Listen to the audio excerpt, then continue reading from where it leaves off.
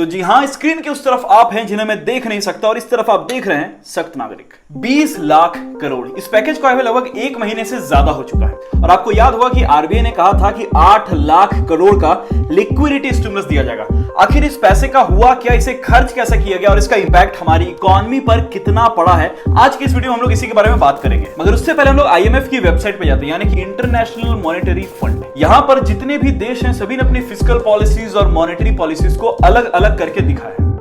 Fiscal policies वो policies होती है जो पॉलिसीज उस देश की सरकार बनाती है और मॉनेटरी पॉलिसीज उस देश की सेंट्रल बैंक बनाती है। इंडिया के केस में ये आरबीआई है। मगर इस 20 लाख करोड़ के पैकेज के अंदर दोनों ही पॉलिसीज को एक साथ मिला करके दिखा दिया जाता है। रीजन सिंपल सा है, ताकि नंबर्स को बढ़ा करके दिखाया जाए और ये खुद में ही बहुत ही ज्यादा क्वेश्चनेबल है। खैर ये सब तो कोई बात की बात, मगर इस 8 लाख करोड़ का आरबीआई ने आखिर किया क्या?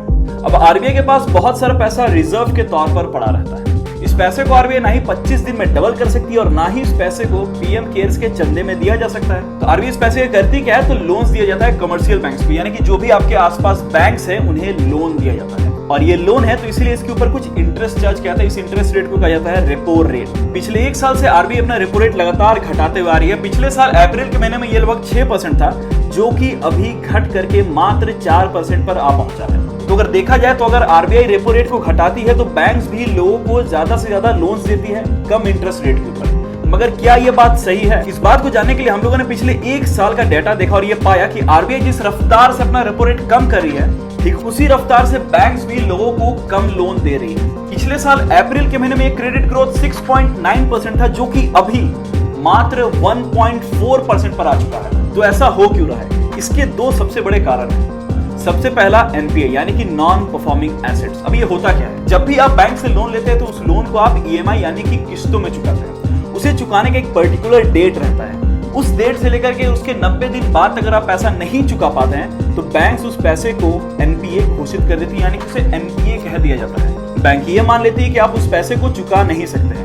पिछले 4 सालों में एनपीए 3 गुना ज्यादा बढ़ चुका है। साल 2015 में एनपीए लगभग 3.12 लाख करोड़ था, जो कि 2019 में बढ़ करके 9.40 लाख करोड़ तक हो चुका है। सिर्फ इतना ही नहीं, पिछले साल ही हमारे बैंकों ने 2.12 लाख करोड़ लोन्स को रिटर्न ऑफ कर दिया, यानी कि अपनी बैलेंस शीट से हटा दिया। तो आप समझ सकते हैं ये लोन की समस्या कितनी बड़ी है। इसलिए इस वक्त बैंक्स भी कुछ ही सेक्टर्स को लोन देना चाह रही है। और दूसरा रीजन ये है कि लोन्स की डिमांड मार्केट में इस वक्त ज्यादा नहीं है। और इस बात को बताया एसबीआई के चेयरमैन रजनीश कुमार ने, जिन्होंने ये बताया है कि इस वक्त मार्केट में बहुत ही ज्यादा अनसर्टिनिटी है। इसे आप ऐसे समझ सकते हैं, अगर आपको बोला जाए क्या आप अभी एक नया बिजनेस स्टार्ट करना चाहते हैं या फिर किसी नए बिजनेस में अपना पैसा इन्वेस्ट करना चाहते हैं, तो आप में से बहुत सारे लोग इस काम को करने में हिचकिचाएंगे, क्योंकि वो बिजनेस कितने दिन में कितना पैसा बना करके दे सकता है उसे बता पाना इस वक्त बहुत ही ज्यादा अनसर्टन है, मतलब बताया नहीं जा सकता।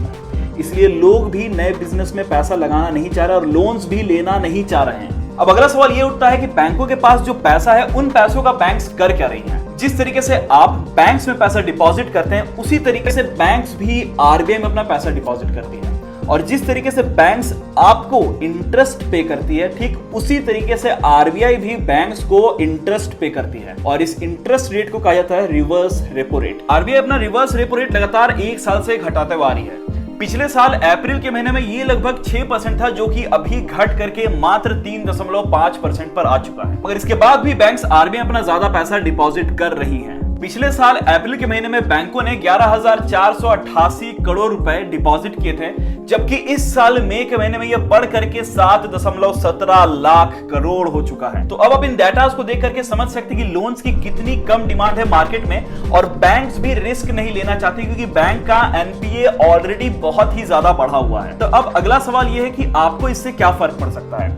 आप या फिर आपके परिवार में कोई भी बैंक्स में तो पैसा डिपॉजिट करते ही होंगे और उसके बदले बैंक्स आपको इंटरेस्ट पे करती है। और ये इंटरेस्ट बैंक आपको देती कहां से है? तो बैंक्स की कमाई का कुछ हिस्सा आपको इंटरेस्ट के तौर पर मिलता है। मगर इस वक्त लोन्स की कम डिमांड और बैंक्स की कमाई खुद नहीं हो रही है, तो हो सकता है आने वाले दिनों में बैंक्स कुछ बेसिस पॉइंट इंटरेस्ट घटा दे। और सिर्फ इतना ही नहीं, फैक्ट्रीज को भी इससे बहुत ही ज्यादा इंपैक्ट पड़ सकता है, और फैक्ट्रीज में भी एमएसएमई सेक्टर्स को। और ये बताया है केयर रेटिंग्स की सीनियर इकोनॉमिस्ट कविता चचको ने। उन्होंने ये बताया कि आर्थिक मंदी और लॉकडाउन के कारण बैंक्स भी इस वक्त रिस्क लेना नहीं चाहती हैं। अब भला रिस्क कैसा है? पिछले कुछ महीनों से फैक्ट्रीज बंद है लॉकडाउन के कारण, जिसके कारण उनकी कमाई भी कम हो चुकी है।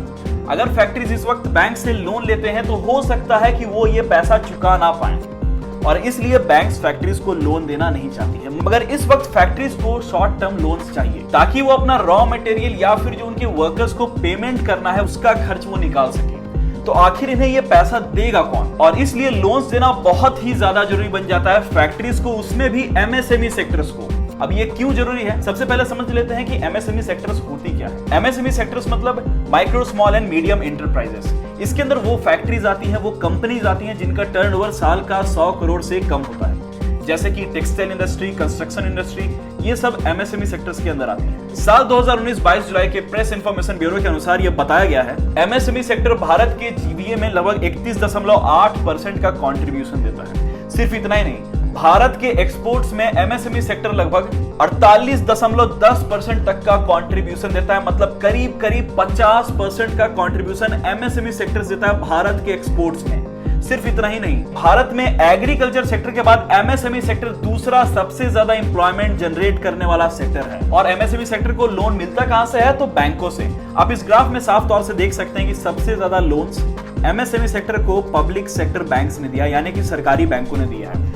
उसके बाद प्राइवेट सेक्टर बैंक्स ने दिया और उसके बाद एनबीएफसी यानी कि नॉन बैंकिंग फाइनेंशियल इंस्टीट्यूशन ने एमएसएमई सेक्टर्स को लोन दिया है। मगर पिछले कुछ सालों से बैंक्स भी एमएसएमई सेक्टर्स को लोन कम दे रही है। आप इस ग्राफ में देख सकते हैं कि 2009 से लेकर के 2019 तक किस तरीके से बैंकों ने एमएसएमई सेक्टर्स को लोन देना कम किया है। और इसका भी रीजन वही है एनपीए। आप स्क्रीन को पॉज करके देख सकते हैं कौन कौन से फैक्टर्स है जिसके चलते एमएसएमई सेक्टर्स में एनपीए बढ़ चुका है। और एनपीएस बढ़ाने में डीमोनेटाइजेशन और जीएसटी का भी बहुत ही बड़ा कंट्रीब्यूशन है। पहले लगभग ये 2.94% था, जो कि अभी बढ़ करके 3.02% पर आ पहुंचा है। 2016, Prime Minister Modi tried to clamp down on corruption, counterfeits, and tax evasion by banning high-value banknotes. In one night, the cash ban made 86% of all hard currency invalid. 3 years later, many analysts say the policy disrupted the economy and failed to achieve many of its original goals. In 2017, a new sales tax placed small businesses under pressure, and some of them were forced to close.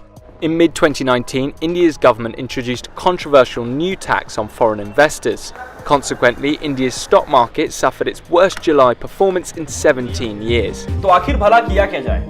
MSME sector बहुत ही ज्यादा important sector हो जाता है हमारी economy का, मगर बढ़ते हुए एनपीएस के चलते बैंक्स भी इन्हें लोन देना चाह नहीं रही हैं। इसलिए इस 20 लाख करोड़ के पैकेज के अंदर, जिसमें 8 लाख करोड़ का लोन्स और क्रेडिट स्कीम्स दिए गए थे, उसमें 3 लाख करोड़ रुपया कोलैटरल फ्री लोन्स दिया गया है एमएसएमई सेक्टर्स को। और हमारी सरकार ने जो एमएसएमई सेक्टर्स को लोन दिया है वो बहुत ही ज्यादा जरूरी बन जाता है। मगर हम लोग जैसे कि जानते हैं कि इकोनॉमी में 2 चीज बहुत ही ज्यादा इंपॉर्टेंट होती है और दोनों को ही बैलेंस करके चलना बहुत ही इंपॉर्टेंट होता है। सबसे पहला होता है सप्लाई साइड और दूसरा डिमांड साइड। हमारी सरकार ने सप्लाई साइड की तरफ बहुत ही ज्यादा अपना फोकस दिया। फैक्ट्रीज को लोन्स दिया गया ताकि वो अपनी सप्लाईज को मेंटेन रख सकें। मगर सवाल यहां पर यह उठता है कि हमारी सरकार ने आखिर डिमांड साइड के लिए किया क्या? 2019 से ही हमारी जीडीपी लगातार घटते हुए आ रही है और इसका सबसे बड़ा रीजन है 2019 का इकोनॉमिक स्लोडाउन। और ये पूरा इकोनॉमिक स्लोडाउन किस कारण से होता है? डिमांड स्लम के कारण, जिसे हमारी सरकार ने इस बार पूरे तरीके से इग्नोर कर दिया है। आखिर डिमांड स्लम्प होता क्या है, इसे बैलेंस कैसे किया जा सकता है और बाकी देश इसे बैलेंस करने के लिए, इसे मेंटेन रखने के लिए कौन कौन से कदम उठा रहे हैं, इसके बारे में हम लोग अपनी अगली वीडियो में बात करने वाले हैं। ये वीडियो थोड़ा ज्यादा लंबा हो जाता है, इसीलिए हम लोगों ने इसे 2 पार्ट में डिवाइड कर दिया ताकि आपको समझने में और हमें समझाने में आसानी हो। तब तक के लिए आप इस वीडियो को देखिए, समझिए और जो भी अपने सवाल है कमेंट्स में लिख करके बताइए। और हाँ, अगर ये वीडियो आपको इन्फॉर्मेटिव लगे और मेरे समझाने का स्टाइल आपको थोड़ा यूनिक लगा हो तो नीचे, हाँ, आपके वीडियो के नीचे जो लाल बटन है उसका मार करके रंग उड़ा दिए और हमें फेसबुक, इंस्टाग्राम और ट्विटर पे फॉलो करना ना भूलें।